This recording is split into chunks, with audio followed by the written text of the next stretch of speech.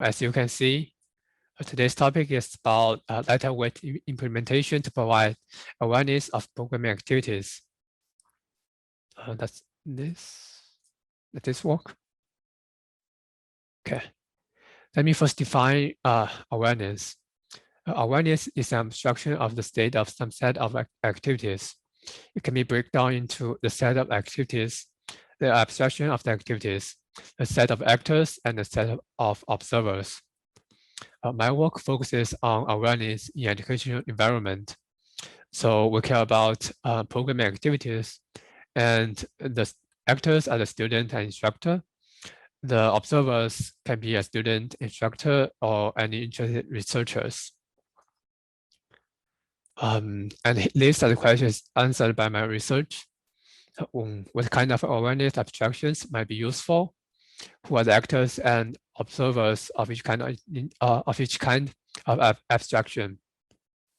And how to make them lighter weight? I will answer the second question first. Who are the actors and observers? I will first look at the actors.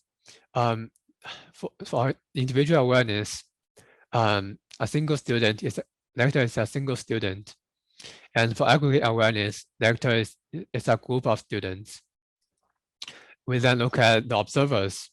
For self-awareness, the observer is the same student as the actor, and for distributed awareness, the observer is different from the actor.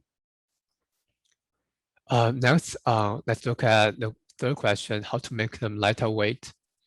To answer this question, we need to first define lighter weight, weight and lighter weight. So there are different kinds of awareness, and each kind of awareness can be provided in different ways. Therefore, we can say the weight is the number of actions and the amount of time it takes to provide such awareness. So naturally, we come to the conclusion that lighter weight means it takes fewer actions and less time. Now as a definition, let's answer the question, how to make them lighter weight. The key ideas here are in place and automation. In place means inside the programming environment, in this case Eclipse, without switching to another tool. Obviously, this allows us to reduce the number of tool switches. Moreover, because our tool is now inside the programming environment, we can reduce the number of actions by automating certain actions.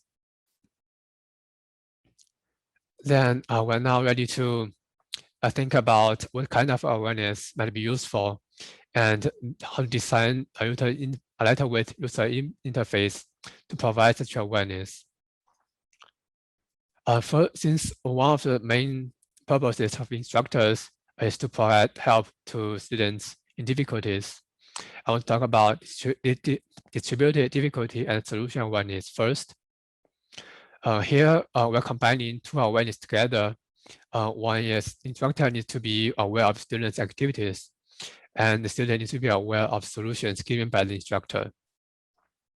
Currently, online forums like Piazza are used, and most of the time, they work pretty well. However, sometimes the instructor needs to see the student's code, especially when the issue is related to the autograder, and all of a sudden things get complicated. Say there's a student seeking help from the instructor. The student first posts a question on Piazza, and Piazza notifies the instructor. The instructor looks at the post and realizes he needs to see the student's code. So he sends an email to the student. The student receives email and then learns that he needs to send his code, and he uploads his code to some cloud service like Google Drive, GitHub, or Gradescope, and then sends an email to the instructor with a link to a project.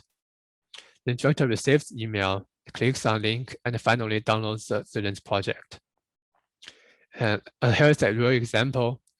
This is a Piazza post a student in Conf33 made in spring 2020 about an issue that the autograder couldn't find his client and server. And here is a list of interactions we had to solve the problem. You can see I had to first ask the student to submit the console output, and later I learned that that was not enough. and I had to ask the student to send his code to me.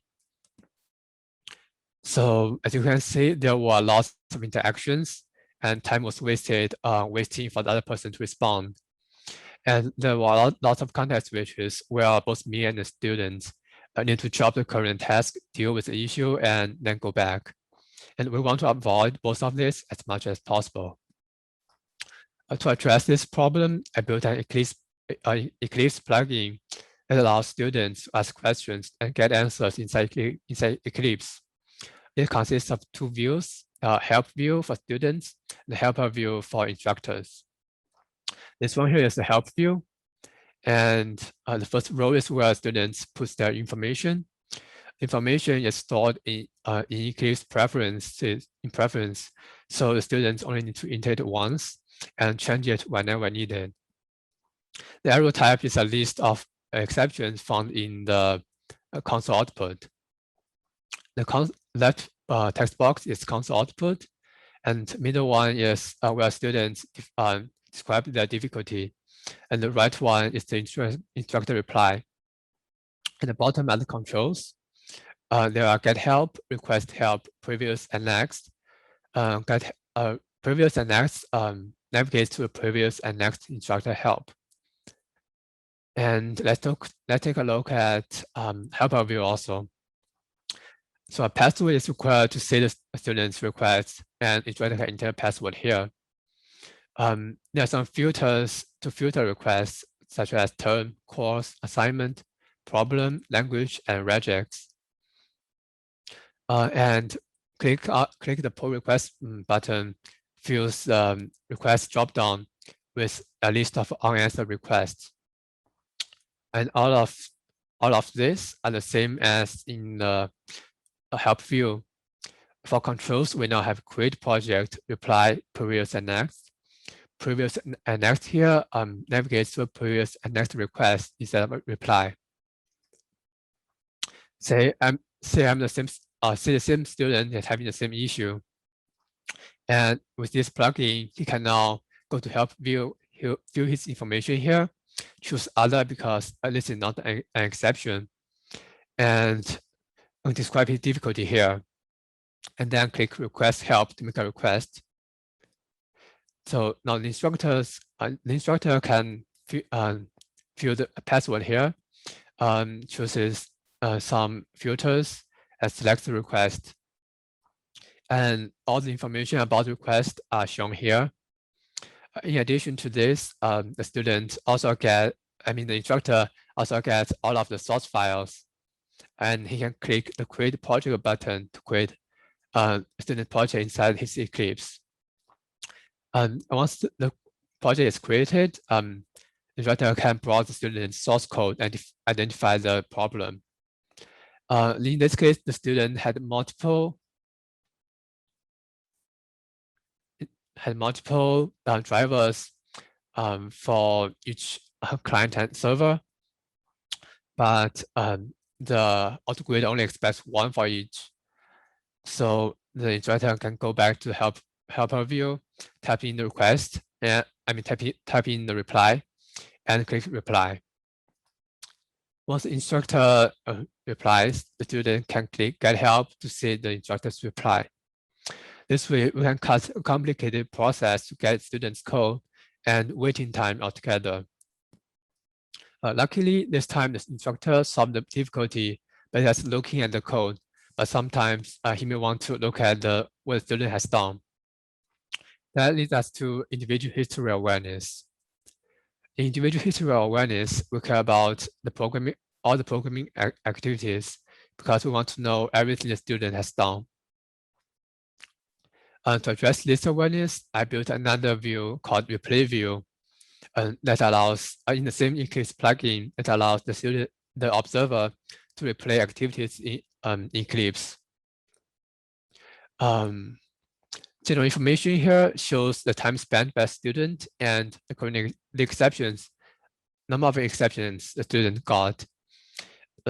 History activities shows a list of histories between two checkpoints. File content shows the source file content at a point of checkpoint. And here are the controls. Back and forward navigates to the previous and next checkpoint. A timeline can jump to a remote checkpoint, and the dropdown can specify the type of checkpoint and you want to go to, and the text box can specify the number of steps you want to take. First, the observer can see what changes have been made and see the file content at that point. Say here, you can see at this point, the student delete these strings and replaced all this paragraph with its paragraph of code with another string. And here are the file content. Well, here is just a bunch of import. And then the observer can also go to an exception and say what the exception was and what led to the exception. Here you can see the instructor, the student got an export exception that says port 5000 is already in use. The observer can also go to a JUnit test and a JUnit test student ran and see the result. Here you can see at this point, the student ran this result and ran this test and passed it. And lastly, the observer can go to the website student visited, and you can see here is the student visited this Stack Overflow website, and it can also be opened in the default browser. In addition to the activities and difficulties of a single student, statistics about the entire class often can tell something about the course. That leads us to aggregate time awareness. Here we also care about all the programming activities, and what we want to know is the amount of time each student spent on an assignment. To address this, I built a tool to aggregate multiple students' activities and calculate the time they spent. So total time is the amount of time a student had Eclipse open.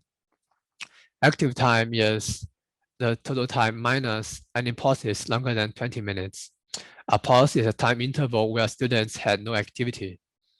And rest time is the sum of pauses longer than 20 minutes.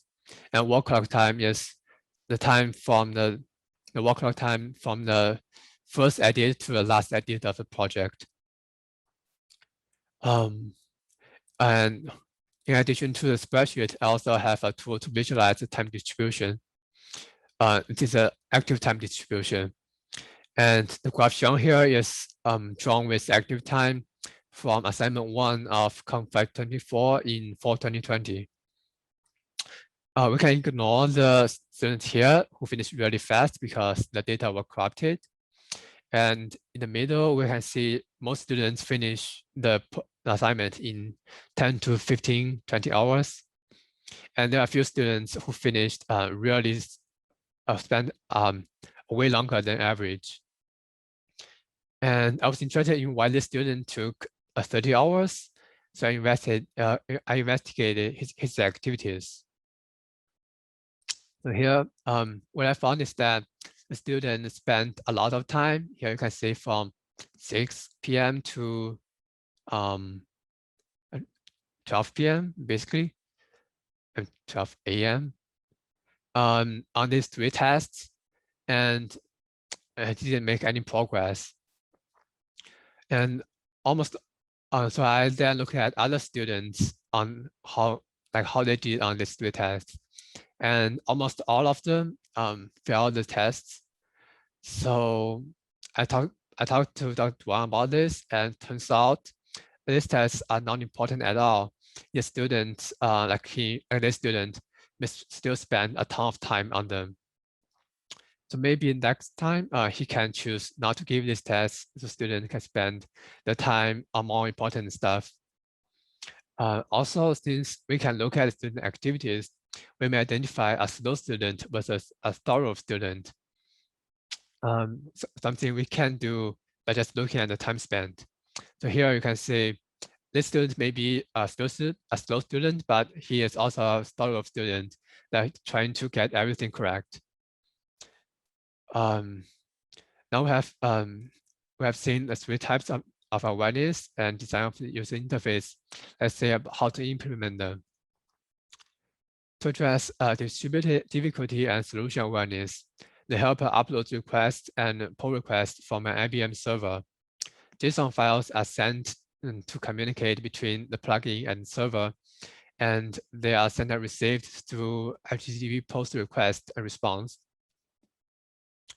To address individual history awareness, I use the same plugin to log Eclipse activities. Then the JUnit test we give to students generate a log when they are wrong. And the web history can be queried from Chrome history, and we can filter out Google searches and results. And then combine them together to create a multi-stream log that captures all student activities. To address aggregate awareness, aggregate time awareness, I built an aggregated collector that takes multiple students' log as input and anonymizes them so we can share the data with other instructors or researchers, and then aggregate the data to generate a time distribution.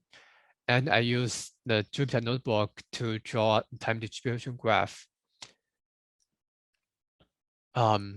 So to conclude, I discussed three kinds of awareness relevant in education environment: distributed difficulty and solution awareness, individual history awareness, and aggregate time awareness. You can also read about aggregate history and web awareness in the paper, but I don't have time to fit them in.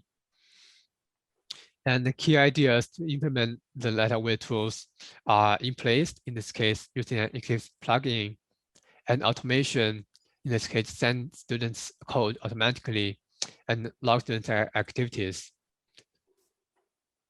And the future work includes get actual usage and real data, and add a notification system so the instructor can be notified when a request is made, and the student can be notified when a reply is available. And we can log more types of activities, so we can have a more detailed log. And we can post-process the log to increase performance. We also want to detect duplicate problems based on history and give solutions automatically. That concludes the presentation. Thank you very much.